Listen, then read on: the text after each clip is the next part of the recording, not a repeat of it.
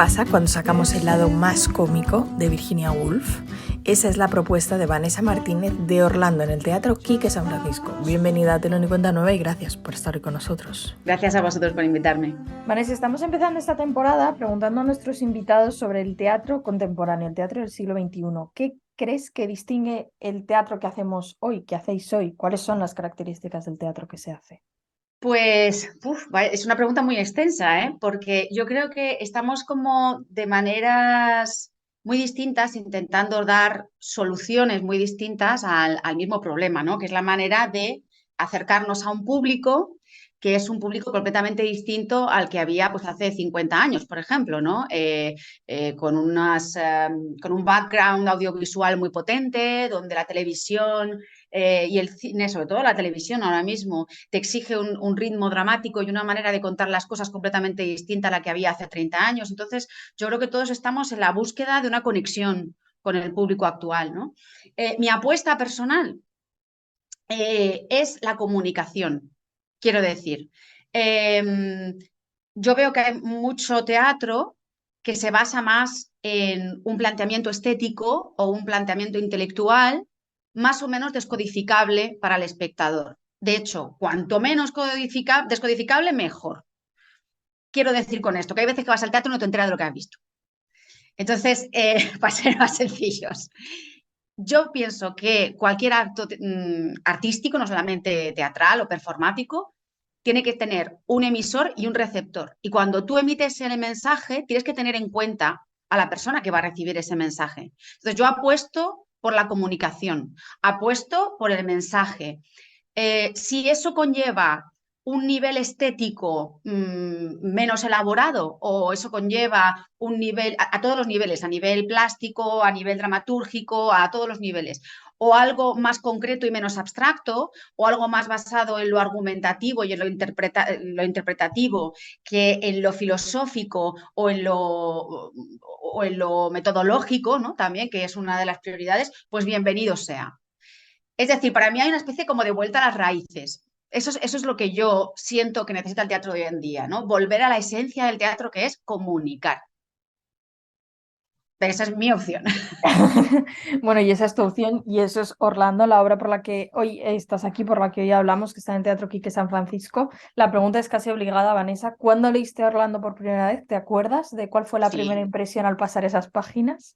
sí. Yo todo esto se lo debo a Gemma Solé, que es una de las actrices de Orlando, que me dijo, ella estaba estudiando, creo que era un máster, y me dijo que estaba haciendo un trabajo sobre Orlando, el personaje de Orlando, no solamente el de Virginia Woolf, sino a través del tiempo, ¿no? Y que le parecía muy interesante. Y entonces yo dije, voy a echar un vistazo. Ella veía que podía hacerse como un monólogo con ello y yo empecé a leerlo, ¿no? Y yo me acuerdo que estaba en Huelva, en la playa, perfectamente, y que estaba yo sola ahí leyendo, partiéndome de la risa. Y que la gente me miraba diciendo, ¿esta chica qué estará leyendo? Pues me estaba leyendo el Orlando de Virginia Woolf. Luego me he dado cuenta de que a la hora de llevar este texto tanto al escenario como a cine como a otras versiones, la gente no ha elegido la parte cómica de Orlando para ser desarrollada, sino otras partes, ¿no? De las que te estaba hablando ahora, pues más estéticas, más filosóficas.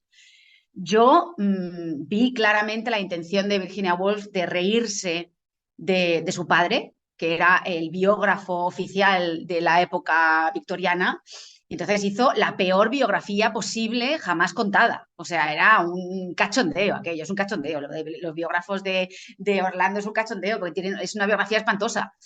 Y con toda la intención, por supuesto. Entonces yo vi claramente esa clave humorística y lo enfoqué desde ahí, ¿no? Mi prisma fue desde ahí. Entonces yo recuerdo reírme claramente, decir, esto se tiene que convertir en un espectáculo muy divertido. Precisamente una de las cosas que me parecen más difíciles de llevar Orlando a escena es que hay que escoger una parte de la novela porque es muy grande, es muy amplia en muchos sentidos y al final hay que tomar partido, digamos, ¿no? Claro, yo creo que me centré más en lo metalingüístico, o en este caso en lo metateatral.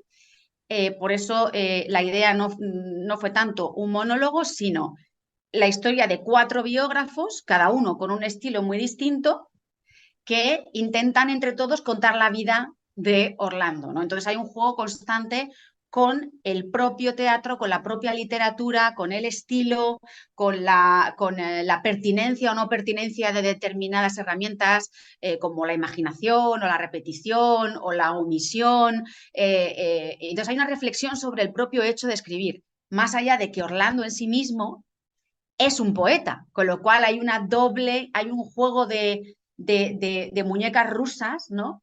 En el que nos vamos metiendo y que nos lleva a cada vez profundizar más sobre el acto de la escritura, sobre el acto, sobre la poesía, sobre el origen y el material del que está hecho la poesía. Y en ese me centré en la identidad de Orlando como poeta, en cómo eso define a los biógrafos y cómo a través de los biógrafos yo podía sacar a escena la voz de Virginia Woolf, porque la voz de Virginia Woolf no está en los personajes, está en la obra. Entonces En el necesitaba conjunto. alguien que fuera la voz de Virginia Woolf, ¿no? Entonces dividí esa voz en cuatro y esa voz pues tiene conflictos consigo misma y tiene distensiones y es lo que genera también la parte cómica. Bueno, precisamente es ese homenaje a la literatura y también a la historia y a sus contradicciones, ¿no? Cómo al final cada cosa contada desde un lugar genera una historia distinta.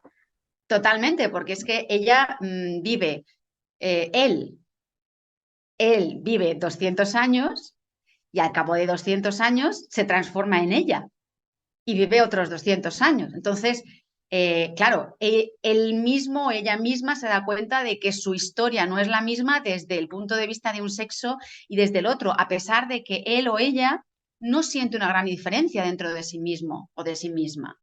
Cuando hace el cambio, digamos, dice, ah, soy una mujer, soy la misma persona, pero con distinto sexo. Pues me voy a dar un baño. O sea, lo asume como una manera completamente natural. Pero la historia y la actitud de los personajes hacia ella, en el momento en el que se convierte en mujer, cambia absolutamente. Te das cuenta de cómo la historia, desde el punto de vista de un hombre, desde el punto de vista de una mujer, puede ser narrada de maneras completamente distintas. La percepción, desde luego, que es otra. Y de hecho, todos los personajes lo que tienen es que no se toman en serio lo que la sociedad sí se toma en serio. Sí, es verdad. Hay una especie como de como, no sé si decir banalización o superficialización, no sé si existe esa palabra, pero sí que es verdad que hay que yo creo que esa distancia es lo que permite la comicidad.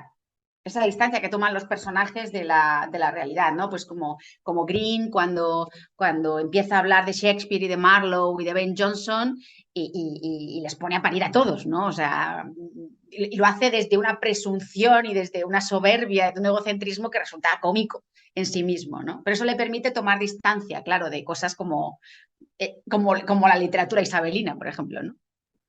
Al final, cuando vemos esa puesta en escena que decíamos que está cargada de humor, también de energía, de cantar, de bailar, de movimiento, casi es la antítesis de cómo se representa siempre a Virginia Woolf en el teatro, que siempre se hace, es verdad que desde luego se hace desde sus reivindicaciones, pero siempre de una forma como muy seria, ¿no? No Mm. vemos a una Yo es que Virginia creo que Woolf lúdica. Orlando, sí, yo creo que Orlando se sale un poco de la tónica de Waves o de cualquier otro texto de ella, porque digamos que aquí argumento, la peripecia del personaje es más una aventura que una anécdota. ¿No? Muchas veces hay poca acción dramática en los textos de Virginia Woolf y la que hay está muy segmentada y está contada en un orden que no tiene por qué ser cronológico. Aquí, precisamente, la gracia es que intenta contar una historia por orden cronológico y no puede. Y de repente dice, pues aquí es que no tenemos información sobre lo que pasó aquí porque lo único que nos queda son estos papelitos quemados y no sabemos qué contar. O sea, literalmente dice, no sabemos qué decir en este periodo porque no tenemos información. Entonces, hay una pretensión de hacer un formato más formal que en el resto de sus obras. Sus obras no hay una reflexión sobre lo formal o lo no formal. Ella es totalmente libre y se expresa de una manera completamente libre. Aquí hay una referencia a la formalidad o a la destrucción de la formalidad. Y eso es lo que hace que el argumento sea más accesible para nosotros, porque es cronológico, porque hay una sucesión de personajes, porque hay conflictos, porque hay escenas. En cambio, en el resto de textos de Virginia Woolf no hay esa estructura, digamos, que puede pertenecer al género de las aventuras, por ejemplo. ¿Y crees que precisamente todas esas aventuras que están en Orlando hacen que la función tenga la necesidad de ser muy física, como tu propuesta? Totalmente, totalmente. O sea, nosotros, yo he perdido la cuenta de los personajes del dramatic persone que hay. No, no me acuerdo, pero si hay 20 o 25 personajes, no lo sé. Entonces, claro, con 5 actores, 25 personajes, a través de 400 siglos, cambio de vestuario, cambio de música, ¿no? La música es uno de los elementos que nos va llevando a través de los siglos. Pues claro, hay un dinamismo intrínseco dentro de la propia obra que tenía que traducirse a nivel físico, claro. Al final es curioso porque cuando lees Orlando, cuando ves Orlando, en el fondo lo que hay es una permanente búsqueda de la identidad, ¿no? De quién es, de quién deja de ser. Vemos mucha mujer en el hombre, mucho hombre en esa persona que luego es mujer. Es al final esa eterna búsqueda por saber quién es uno. Exactamente, exactamente. Yo creo que más allá del más evidente, que es la identidad de género, ¿no? Que es una cosa que plantea ella, porque además el personaje de Orlando está basado en una de sus amantes que hacía lo mismo que hacía Orlando, que es vestirse de hombre y vestirse de mujer para disfrutar del amor de los dos sexos, como dice uno de los biógrafos, ¿no? Pero más allá de eso, yo creo que hay una búsqueda más profunda, que es la búsqueda de la identidad, de quién soy yo. Hay un momento cuando está escribiendo que dice, no sé si soy el genio más absoluto o el mayor idiota de la Tierra.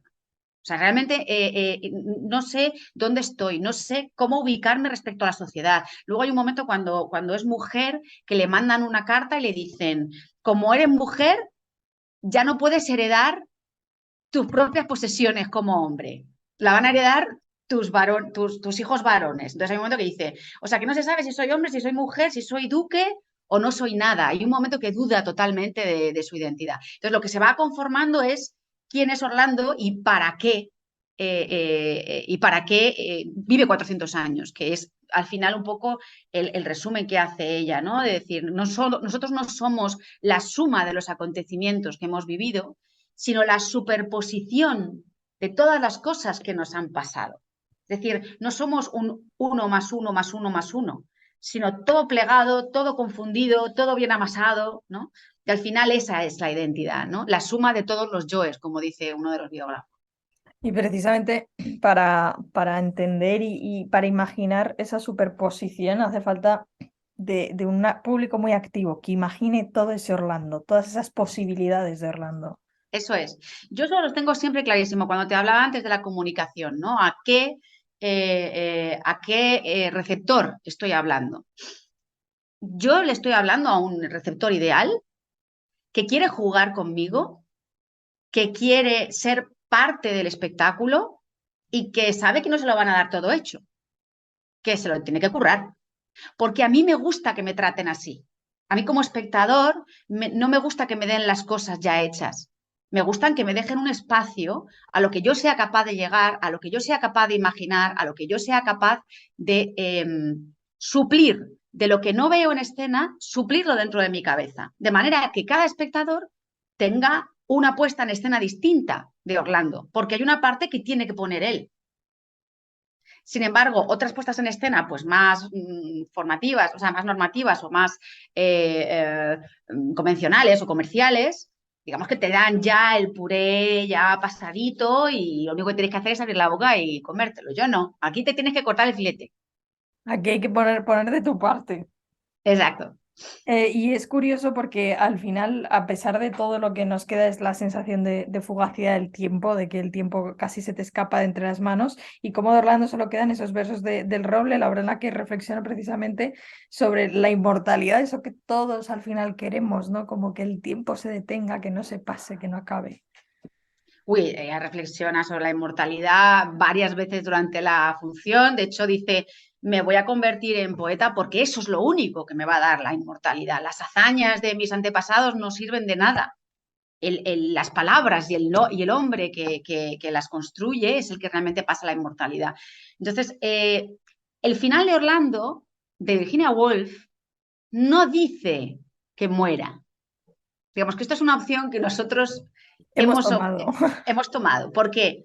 Porque ella ha cumplido la misión que tenía, que era que su poema fuera leído. Lo dice en un momento determinado. Yo quiero plegarme a la voluntad de mi poema, que es ser leído. Entonces, una vez acabado, una vez publicado, ya está, su propósito vital ya desapareció.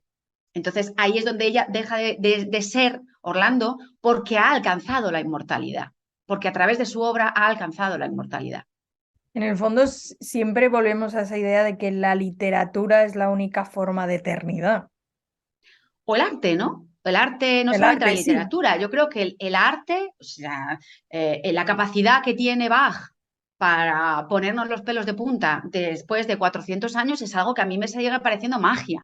La capacidad que tiene Shakespeare para ponernos los pelos de punta cuando vas al Globe y tú ves que hay un personaje del Sueño de una noche de verano que te dice, voy a recorrer el globo buscando esa flor. Y dices, espérate, ¿se refiere al globo terráqueo o se refiere al globo este sitio en el que estoy? Y ves que Shakespeare te está haciendo una broma 400 años después, eso es algo que es inmortal, eso es de una dimensión mágica. Yo lo llamo magia. Bueno, eso es el arte, ¿no? En su más pura esencia. Vanessa, antes de despedirte, ya puestos a la imaginación, en esta sección que se llama Sin café como excusa, invitamos a todos nuestros invitados e invitadas a un ejercicio de imaginación. ¿A quién sentarías ahora en tu mesa a tomarte un café con él o con ella? Puede ser una persona real, no tiene por qué estar viva, puede ser un personaje de ficción. Claramente a Shakespeare, que Bueno, es es un personaje muerto y a la vez es un personaje de ficción. Y sí. sentarle y decirle, ¿tú quién eres? ¿Quién ¿Usted eres quién de es? verdad? Dímelo. Y ser la única persona que sabe quién era realmente Shakespeare, sin duda. Vanessa Martínez, directora de Orlando, que está en el Teatro Quique San Francisco. Gracias por habernos acercado a la función. Gracias a ti por invitarnos.